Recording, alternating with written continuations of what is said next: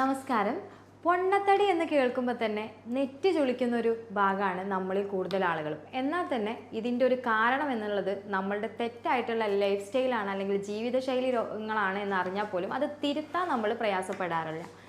അത്തരം കണ്ടീഷൻസുകൾ ഏറ്റവും കൂടുതൽ നമ്മുടെ ശരീരത്തിൽ ആരോഗ്യ പ്രശ്നങ്ങൾ ഉണ്ടാക്കും എന്നറിഞ്ഞിട്ട് നമ്മൾ അതിൽ നിന്ന് പരമാവധി ഒഴിഞ്ഞു മാറാൻ ശ്രദ്ധിക്കാറും ഇല്ല എന്നുള്ളതാണ്. അപ്പോൾ ഇത്തരം കണ്ടീഷൻസ് അനുഭവിക്കുന്ന ആളുകൾക്ക് സാധാരണ പൊതുവേ കാണാറുള്ളതാണ് നമ്മൾ പല ലൈഫ് സ്റ്റൈൽ അസുഖങ്ങൾ, ഷുഗർ, അതുപോലെ തന്നെ BP, കൊളസ്ട്രോൾ എന്നുള്ളത്. ഇപ്പോൾ ഗർഭിണികളാകുന്ന ആളുകളിൽ പൊണ്ണത്തടി വന്നു കഴിഞ്ഞാൽ എന്ത് ചെയ്യും? അല്ലെങ്കിൽ ഗർഭിണികൾ ആവാൻ റെഡി ആവുന്ന സ്ത്രീകൾ പൊണ്ണത്തടിയുമായിട്ട് ബന്ധപ്പെട്ട് നിൽക്കുന്ന ഒരാളാണ് എന്നുണ്ടെങ്കിൽ അത്തരക്കാർ എന്താണ് ചെയ്യേണ്ടത്? അവർക്ക് കൺസീവ് ആവാൻ അല്ലെങ്കിൽ ഗർഭം ധരിക്കാനുള്ള സാധ്യതയുണ്ടോ? ഇനി എന്താണ് അതിൻ്റെ മറ്റ് കാര്യങ്ങൾ എന്നൊക്കെയാണ് നമ്മൾ ഇന്നിവിടെ സംസാരിക്കുന്നത്. ഞാൻ doctor Haseena, doctor Basil Soumya hospital, Pandikkad, Malappuram ജില്ല.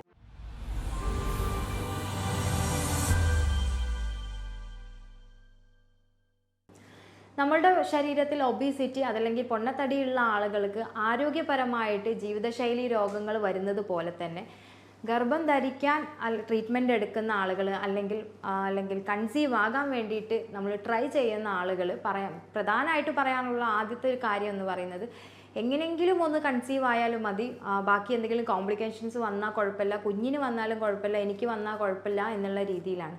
പക്ഷേ ട്രീറ്റ്മെൻറ്റ് എടുക്കുന്ന സമയം തൊട്ട് തന്നെ ഓരോ ഡോക്ടേഴ്സും ഓരോ കപ്പിൾസിനോട് പറയാറുള്ളത് പ്രധാനമായിട്ടും നിങ്ങൾ വെയിറ്റ് കുറയ്ക്കുക, അല്ലെങ്കിൽ അമിതമായിട്ടുള്ള പൊണ്ണത്തടി നിങ്ങൾ ഗർഭം ധരിക്കുമ്പോൾ ഉണ്ടാവാൻ പാടില്ല എന്ന് നമ്മൾ പൊതുവേ പറഞ്ഞു കൊടുക്കാറുണ്ട്. പ്രത്യേകിച്ച് സ്ത്രീകളിൽ ഒരു 30-35 വയസ്സാകുന്നതോടുകൂടി ശരിയായ രീതിയിൽ ഭക്ഷണ രീതികൾ കറക്റ്റ് അല്ലെങ്കിൽ പോലും, അല്ലെങ്കിൽ കറക്റ്റായിട്ടുള്ളൊരു ഭക്ഷണ രീതി ആണെങ്കിൽ പോലും നമ്മൾ അമിതമായിട്ട് തടി വെച്ച് വരുന്നത് കാണാറുണ്ട്. അത് ഒരു പരിധിവരെ നമ്മളുടെ ഹോർമോൺ ഇംബാലൻസ് കൊണ്ടായിരിക്കാം. മിക്കവാറും ആളുകളോട് എക്സസൈസ് ചെയ്യാൻ പറ്റി പറയുന്ന സമയത്ത് അവർ പറയുന്നതാണ് വീട്ടിൽ ഒരുപാട് വർക്ക് ഉണ്ട്, അല്ലെങ്കിൽ ഒരുപാട് ജോലികൾ, എല്ലാ ജോലികളും നമ്മളാണ് ചെയ്യുന്നത്, അതുകൊണ്ട് തന്നെ ഇതിൽ കൂടുതൽ എക്സസൈസ് ചെയ്യേണ്ട ആവശ്യമില്ല എന്നുള്ള കാര്യങ്ങളൊക്കെ പറയാറുണ്ട്. പക്ഷേ നമ്മൾ സാധാരണ സ്ത്രീകളാവട്ടെ അല്ലെങ്കിൽ ഗർഭം ധരിക്കാൻ പോകുന്ന സ്ത്രീകളാവട്ടെ ആർക്കാണെങ്കിലും പൊണ്ണത്തടി എപ്പോഴും അല്ലെങ്കിൽ അമിതവണ്ണം എന്നുള്ളത് ഒരുപാട് ഗുരുതരമായിട്ടുള്ള ആരോഗ്യ പ്രശ്നങ്ങൾ ഉണ്ടാക്കുമെന്നുള്ളത് തന്നെയാണ്. അപ്പോൾ ഇന്ന് നമ്മൾ കൂടുതലായിട്ട് ഫോക്കസ് ചെയ്യുന്ന നമ്മൾ ട്രീറ്റ്മെൻറ്റ് എടുക്കുന്ന അല്ലെങ്കിൽ ഒരു ഫെർട്ടിലിറ്റിക്ക് അല്ലെങ്കിൽ കൺസീവ് ആകാൻ വേണ്ടി പ്രഗ്നൻസിക്ക് വേണ്ടിയിട്ട് ട്രീറ്റ്മെൻറ്റ് എടുക്കുന്ന ആളുകളിൽ പൊണ്ണത്തടി ഉണ്ടായിക്കഴിഞ്ഞാൽ എന്തൊക്കെയാണ് അതിൻ്റെ ആഫ്റ്റർ എഫക്റ്റുകൾ അല്ലെങ്കിൽ സൈഡ് എഫക്റ്റുകൾ എന്നൊക്കെയാണ് നമ്മൾ സംസാരിക്കാൻ പോകുന്നത്. ഇപ്പോൾ നമ്മൾ സാധാരണ സ്ത്രീകളിൽ ട്രീറ്റ്മെൻറ്റ് എടുക്കാൻ വരുന്ന സമയത്ത് തന്നെ കൂടുതലായിട്ടും പല ആളുകൾ പറയുന്നത് PCODയുടെ ഭാഗമായിട്ട് വന്ന പൊണ്ണത്തടിയാണ്, ഭക്ഷണം കഴിച്ചിട്ടും കൺട്രോൾ ചെയ്യാൻ പറ്റാത്ത പൊണ്ണത്തടിയാണ് എന്നുള്ളതാണ്. പലപ്പോഴും ഇത്തരം കണ്ടീഷൻസ് അനുഭവിക്കുന്ന ആളുകളിൽ പ്രധാനമായിട്ടും മാനസികപരമായിട്ട് ഒരു പിരിമുറുക്കം വരുന്നതിൻ്റെ ഭാഗമായിട്ടും, അതുപോലെ തന്നെ അതിൻ്റെ കണ്ടിന്യൂസ് ആയിട്ടുള്ള ഭാഗമായിട്ട് ഉറക്കക്കുറവ്, കറക്റ്റായിട്ട് ഒരു പ്രോപ്പറായിട്ട് ഒരു ലൈഫ് സ്റ്റൈൽ ഇല്ലാതിരിക്കുക, ഇത്തരം കണ്ടീഷനിൽ നമ്മൾ മെഡിസിൻസ് കൂടെ കഴിക്കുന്ന സമയത്ത് പേഷ്യൻസ് നല്ല രീതിയിൽ തടിച്ചു വരുന്നൊരു കണ്ടീഷൻ കാണാറുണ്ട്. ഇത്തരം കണ്ടീഷൻ ഉണ്ടാകുമ്പോൾ എന്തൊക്കെയാണ് ആ സ്ത്രീയിൽ സംഭവിക്കുന്നത്? അല്ലെങ്കിൽ കൺസീവ് ആയിട്ടിരിക്കുന്ന ഒരു സ്ത്രീ നല്ല ഹൈറ്റിലും അതല്ലെങ്കിൽ അതൊക്കെ വണ്ണത്തിലൊക്കെ ഇരിക്കുന്ന ലേഡിയാണ് എന്നുണ്ടെങ്കിൽ എന്തൊക്കെയാണ് സംഭവിക്കാൻ പോകുന്നത് എന്നാണ് നമ്മൾ സംസാരിക്കുന്നത്. മെയിനായിട്ട് തന്നെ ആദ്യത്തെ ഘട്ടത്തിൽ തന്നെ നമുക്ക് ജസ്റ്റേഷണൽ ഡയബറ്റീസ്, അതായത് നിങ്ങൾ സാധാരണ കേട്ടിട്ടുണ്ടാവും വയറ്റിലുണ്ടാവുന്ന സമയത്ത് ഷുഗർ വരിക, പിന്നീട് ആ ഷുഗർ പോയിട്ടില്ല എന്ന് പറയുന്നതൊക്കെ കേട്ടിട്ടുണ്ടാവും.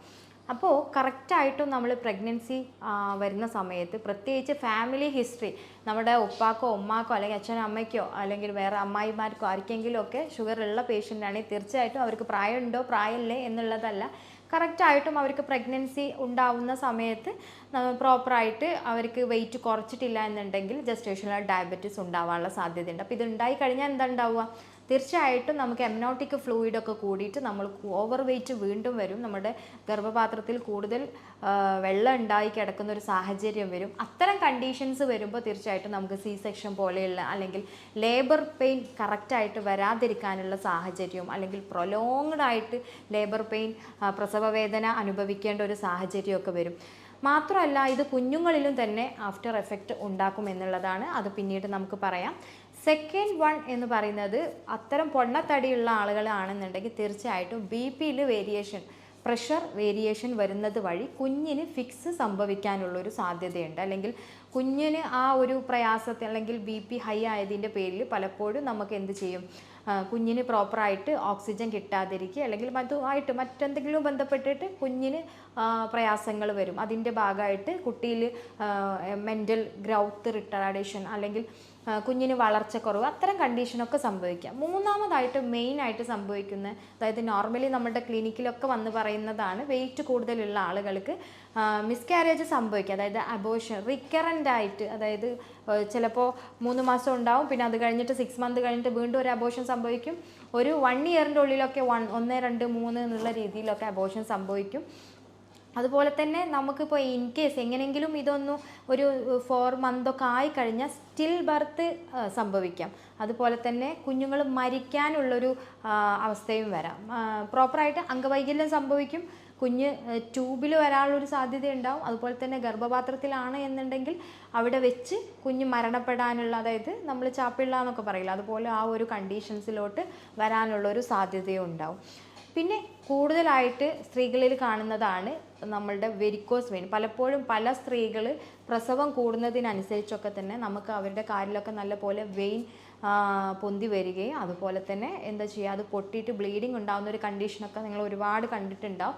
അത്തരം കണ്ടീഷൻ എന്ന് പറഞ്ഞാൽ വളരെ വളരെ സിവിയർ ആയിട്ടുള്ളതാണ്. കൂടുതൽ ഡെലിവറി ഉണ്ടാവുക, അതുപോലെ തന്നെ ലേഡി വളരെ വെയിറ്റ് ആകുന്ന സമയത്ത് നമ്മളുടെ വെയിറ്റ്, കുഞ്ഞിൻ്റെ വെയിറ്റ് എല്ലാം കൂടെ താങ്ങാൻ പറ്റാതാവുമ്പോൾ തീർച്ചയായിട്ടും നമ്മുടെ ലോവർ പാർട്ടിൽ അടിഭാഗത്തുള്ള ഞരമ്പുകൾക്കൊക്കെ പ്രഷർ വരികയും അതിൻ്റെ ഭാഗമായിട്ട് വളരെയേറെ പ്രയാസം ഉണ്ടാവുകയും ചെയ്യും. ഇത്തരം കണ്ടീഷൻസ് വരികയാണ് എന്നുണ്ടെങ്കിലും നമ്മൾ എന്ത് ചെയ്യണം, നമ്മൾ ഇതിനു മുമ്പ്, അതായത് ആദ്യത്തെ പ്രസവത്തിൽ നമ്മൾ തടിയുണ്ട്, ആദ്യത്തെ ഡെലിവറിയിൽ അല്ലെങ്കിൽ പ്രഗ്നൻസിയിൽ ഇത്തരം കണ്ടീഷൻ ഉണ്ടെങ്കിൽ തീർച്ചയായും നെക്സ്റ്റ് പ്രഗ്നൻസിയെ നമ്മൾ നല്ല രീതിയിൽ തന്നെ നമ്മളതിനെ ക്യാരി ചെയ്യണം. അതിന് വേണ്ടിയിട്ട് നമ്മൾ വെയിറ്റ് ലോസ് ചെയ്യണം എന്നുള്ളതാണ്. അല്ലെങ്കിൽ അമിത വണ്ണം, പൊണ്ണത്തടി നമ്മൾ കുറച്ച് കൊണ്ടുവരണം എന്നുള്ളത് തന്നെയാണ്.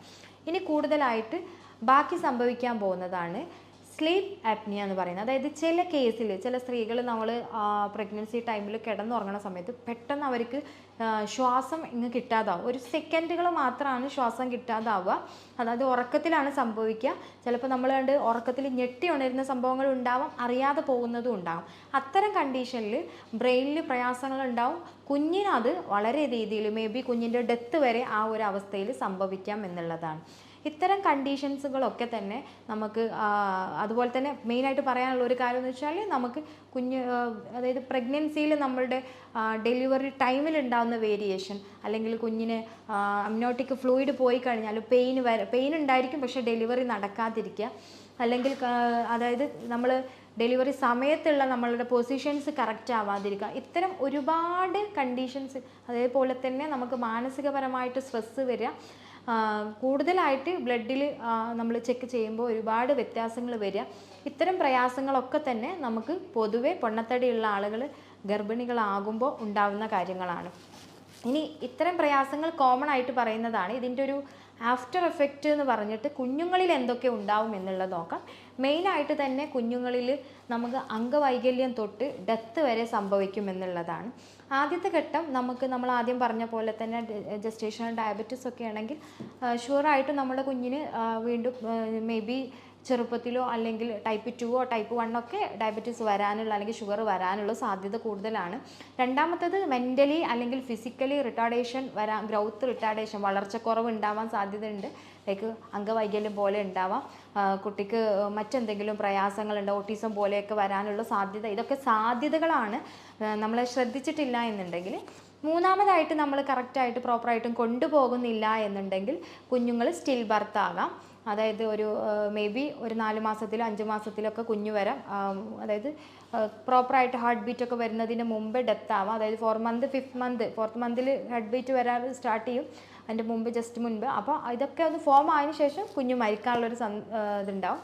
അല്ലെങ്കിൽ കുറച്ച് സമയം കൂടെ അങ്ങ് പോയിട്ട് അതിനുശേഷം കുഞ്ഞു വയറ്റിൻ്റെ ഉള്ളിൽ തന്നെ വെച്ച് മരിക്കാനുള്ളൊരു സാധ്യതയുണ്ട്. അപ്പോൾ ഇത്തരം കാര്യങ്ങൾ നമ്മൾ ശ്രദ്ധിച്ചിട്ടില്ല എന്നുണ്ടെങ്കിൽ അമ്മയ്ക്കും കുഞ്ഞിനും ഒരേപോലെ കണ്ടീഷൻസ് ഡേഞ്ചർ ആവാനുള്ള സാധ്യതയുണ്ട് എന്നുള്ളതാണ് ഇതിൽ നിന്ന് മനസ്സിലാക്കേണ്ടത്.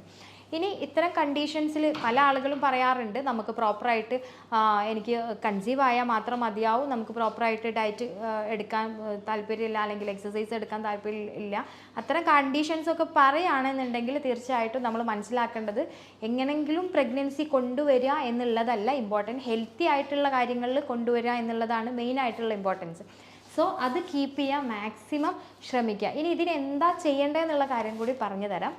നമ്മൾ കൃത്യമായിട്ടൊരു പ്ലാൻ ചെയ്യാന്നുള്ളതാണ്. ബിഫോർ നമ്മൾ ഇപ്പോൾ ഫസ്റ്റ് ടൈംസ് നമ്മൾ കൺസീവ് ആവുന്ന സമയത്ത് നമുക്ക് പ്രോപ്പറായിട്ട് ഇത്രയും ഇഷ്യൂസ് ഉണ്ടെന്നുണ്ടെങ്കിൽ സെക്കൻഡ് കംപ്ലയിൻറ്റ്സ് അല്ലെങ്കിൽ സെക്കൻഡ് മന്ത്, ഇപ്പോൾ നമ്മളൊരു 30+ ശേഷമാണ് നമ്മൾ സെക്കൻഡ് കൺസീവ് ആകാനുള്ള പ്ലാൻ എടുക്കുന്നത്. സോ അതിൻ്റെ ഇടയിൽ മാക്സിമം ഒരു 6 മന്തെങ്കിലും അല്ലെങ്കിൽ 1 ഇയർ എങ്കിലും നിങ്ങൾ ആ ഒരു ജേണി ഹാപ്പി ആയിട്ട് വെക്കുക. ലൈക്ക് നമ്മൾ ഉള്ള വെയ്റ്റിൽ നിന്ന് എത്രയാണ് നമുക്ക് വെയിറ്റ്, ഓവർ വെയ്റ്റ് ആണെങ്കിൽ ഒരു 20 അല്ലെങ്കിൽ ഒരു 10 kg എങ്കിലും നമ്മൾ കുറച്ചിട്ട് നമ്മൾ പ്രഗ്നൻസിക്ക് എങ്ങനെ നമ്മൾ തയ്യാറെടുക്കുന്നു അതിന് അനുസൃതമായിട്ട് തന്നെ നമ്മളുടെ ശരീരം പ്രോപ്പറായിട്ട് അതിനെ കറക്റ്റ് ചെയ്തിട്ട് കൊണ്ടുപോവുക എന്നുള്ളത്. അതിൻ്റെ മുന്നോടിയായിട്ടാണ് നമ്മൾ ഈ എക്സസൈസും ഡയറ്റും ഒക്കെ എടുക്കേണ്ടത്. കൺസീവ് ആയതിനു ശേഷം ഞാൻ ഇനി എന്ത് തടി കുറക്കാൻ പറ്റുന്നില്ല, ഫുഡ് എത്ര കൺട്രോൾ ചെയ്തിട്ടും തടി കുറയുന്നില്ല, അത്രയും വെയിറ്റ് ഓവർ വെയിറ്റ് വരികയാണ് എന്നുള്ള ടെൻഷൻ ഒഴിവാക്കാൻ വേണ്ടി പ്രോപ്പറായിട്ട് തന്നെ ഇങ്ങോട്ട് കൊണ്ടുവരിക കേട്ടോ. കൺസീവ് ആവുന്നതിൻ്റെ മുന്നോടിയായിട്ട് കറക്റ്റായിട്ട് നമ്മൾ നല്ല ഉറക്കം, നല്ല എക്സസൈസുകൾ, പ്രത്യേകിച്ച് വയറ് കുറയാൻ വേണ്ടിയിട്ടും അതുപോലെ തന്നെ അണ്ഡാശയത്തിലോട്ടും ഗർഭപാത്രത്തിലോട്ടും ഒക്കെ കറക്റ്റായിട്ട് രക്തയോട്ടം വരാൻ വേണ്ടിയിട്ടുള്ള എക്സസൈസുകൾ മാക്സിമം ചെയ്ത് ഹെൽത്തി ബോഡി ആയതിനു ശേഷം നിങ്ങൾ കൺസീവ് ആകാൻ റെഡി ആവുക എന്നുള്ളതാണ്. ആ ഒരു രീതിയിൽ പോവുകയാണെങ്കിൽ തീർച്ചയായിട്ടും നമുക്ക് വണ്ണം ഉള്ള ആളുകൾ അതുവഴി കൺസീവ് ആകാതിരിക്കുകയാണെങ്കിൽ പോലും ആ ഒരു സൊല്യൂഷൻ അവിടെ, അതായത് ആ ഒരു കൺസീവ് ആകുക എന്നുള്ള ഒരു കാര്യം അവിടെ സൊല്യൂട്ടഡ് ആയിട്ട് നിൽക്കും എന്നുള്ളതാണ്. ഇത്തരം കേസുകൾ അല്ലെങ്കിൽ നിങ്ങൾ ഇത്തരം പ്രയാസങ്ങൾ ഉണ്ടെങ്കിൽ ചില പേഷ്യൻസ് അല്ല മിക്കവാറും പേഷ്യൻസ് നമ്മളോട് പറയുന്നത് ഡോക്ടർ ഭക്ഷണം കൺട്രോൾ ചെയ്തു, മെഡിസിൻ കഴിക്കുന്നുണ്ട്, എന്നിട്ടും നമ്മൾ തടി കുറയുന്നില്ല, അതിനെന്താ റീസൺ എന്നുള്ളത് പറയുന്നുണ്ട്. അതിന് കൃത്യമായിട്ടുള്ളൊരു സൊല്യൂഷൻ എന്ന് പറയുന്നത് ആദ്യം തന്നെ നിങ്ങളുടെ തൈറോയ്ഡ് അതല്ലെങ്കിൽ കൺസീവ് ആവുന്നതിന് മുമ്പ് നിങ്ങളുടെ PCOD അത്തരം കണ്ടീഷൻസൊക്കെ ചെക്ക് ചെയ്തിട്ട് അബ്നോർമാലിറ്റി അല്ലെങ്കിൽ അതിന് പ്രത്യേകിച്ച് പ്രയാസങ്ങളൊന്നും ഇല്ല എന്നുള്ളത് നിങ്ങൾ ഉറപ്പ് വരുത്തുക. അതുപോലെ തന്നെ നന്നായിട്ട് ഉറങ്ങുക. അതുപോലെ പ്രൊലാക്റ്റിൻ കൂടുതലാണോ എന്നുള്ളത് കാര്യം കൂടെ നിങ്ങൾ ഇതിനോടൊപ്പം തന്നെ കറക്റ്റ് ചെയ്തിട്ട് നോക്കുക. ഇത്തരം പ്രയാസങ്ങൾ ഉണ്ടെങ്കിൽ നമ്മൾ പറയുന്ന ഒരു കാര്യം വെച്ചാൽ ഇപ്പോൾ വെയിറ്റ് കുറയുന്നില്ല, നമ്മൾ ഭക്ഷണവും എക്സസൈസൊക്കെ ഉണ്ട് എന്നുണ്ടെങ്കിലും 2 കാര്യങ്ങൾ അവിടെ സംഭവിക്കാം. ഒന്ന് സ്ലോലി നമ്മളുടെ വെയിറ്റ് ലോസ് വരാം, അതല്ലെങ്കിൽ നമ്മൾ ഉള്ളിലോട്ട് ഹെൽത്ത് ഓക്കെ ആയിട്ട് വരാം. അത്തരം ആളുകൾ ഇപ്പോൾ പ്രോപ്പറായിട്ട് ചെയ്യുന്നുണ്ട്, ഇതെല്ലാം ഓക്കെ ആയി, പക്ഷേ വെയിറ്റ് കുറയുന്നില്ല എന്നുണ്ടെങ്കിൽ തീർച്ചയായിട്ടും നമുക്ക് മെഡിസിൻസിൻ്റെ ഹെൽപ്പും കൂടെ തേടാവുന്നതാണ്. ഇത്തരം പ്രയാസങ്ങൾ അനുഭവപ്പെടുന്ന ആളുകളാണെങ്കിൽ കൂടുതലായിട്ട് എന്തെങ്കിലും നിങ്ങൾക്ക് അറിയണമെന്നുണ്ടെങ്കിൽ തീർച്ചയായിട്ടും താഴെയുള്ള നമ്പറിൽ കോൺടാക്ട് ചെയ്യാവുന്നതാണ്. ഞാൻ doctor Haseena, doctor Basil Soumya hospital, Pandikkad.